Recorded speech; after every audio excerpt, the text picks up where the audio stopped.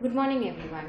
My name is Dr. Mansi Jain, and I'm a consultant psychiatrist at Manarogya Psychiatry Clinics, Borivali.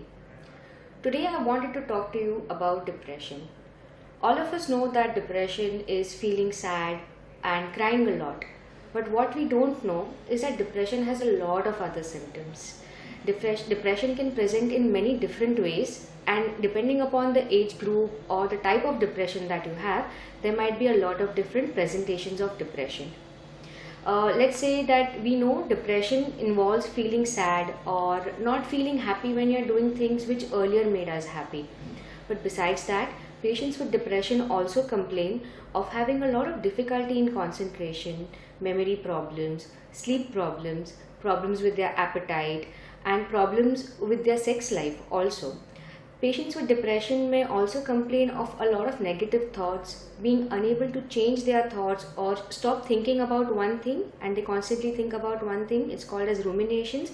And they might also have feelings of hopelessness, feeling that there is no point in living, and that is when they might actually think of harming themselves or ending their lives, which we call as suicide.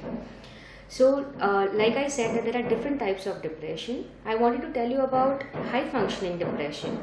In high functioning depression, what happens is that though the patient is suffering from depression, he may still continue to go on with his life. He may push himself or herself to go to work. The patient may continue to meet his friends or live his normal life. But if you ask the person will tell you that there is a sense of emptiness within, of feeling sadness within.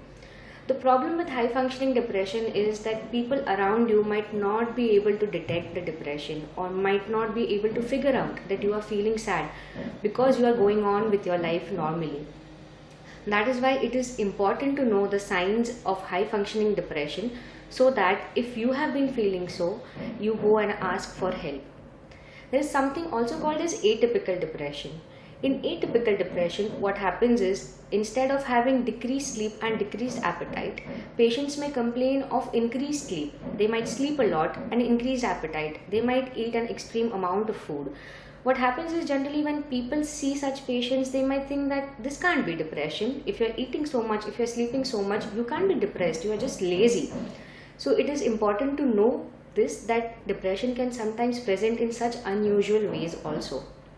When we see adolescent depression or depression amongst teenagers, instead of feeling sad or complaining that I am feeling sad, teenagers will generally present with irritable mood. They will be very cranky, keep getting into fights.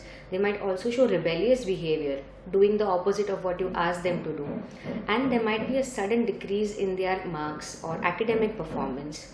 What you need to know is that teenagers or youngsters are not going to come and ask for help. If you see any of these signs and symptoms in a teenager, you should be aware that it can be a little bit of depression. What you also need to know that adolescent depression might push the teenagers or youngsters to try out drugs also. Also in adults, when we see hidden depression, what happens is that to get better or to start feeling better about themselves, patients might start drinking alcohol, using tobacco or any other kinds of drugs. When they go to the doctor or the family members, the doctors and the family members might think that, oh, this is a patient having addiction of alcohol or tobacco. What they don't understand is there is an underlying depression which is making the patient take alcohol or tobacco or any other kinds of drugs. So if you see somebody suffering or struggling with addiction, keep in mind that they could also be suffering from depression. Lastly, grief, sadness and depression are three words we use very loosely and very interchangeably. But we need to know the difference between the three of these also. Grief refers to feeling sad when there is the loss of a loved one. It could be the death of a pet, death of a family member, or relationship ending.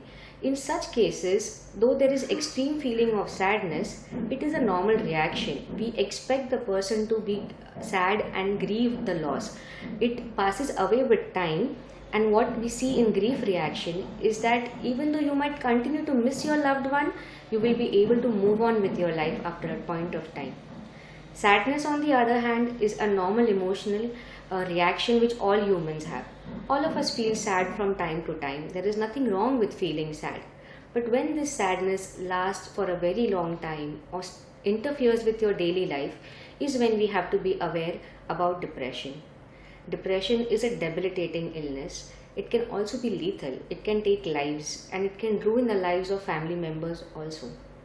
In the end, if you could remember just 3 things about depression, you have to remember that depression can happen to anyone. And second thing is that it can be treated. And the third thing and the last and the most important thing about depression that you need to remember is that help is available. Don't hesitate in coming and asking for help, for seeking out help when you are suffering from any kinds of problems which might affect your daily life. Thank you.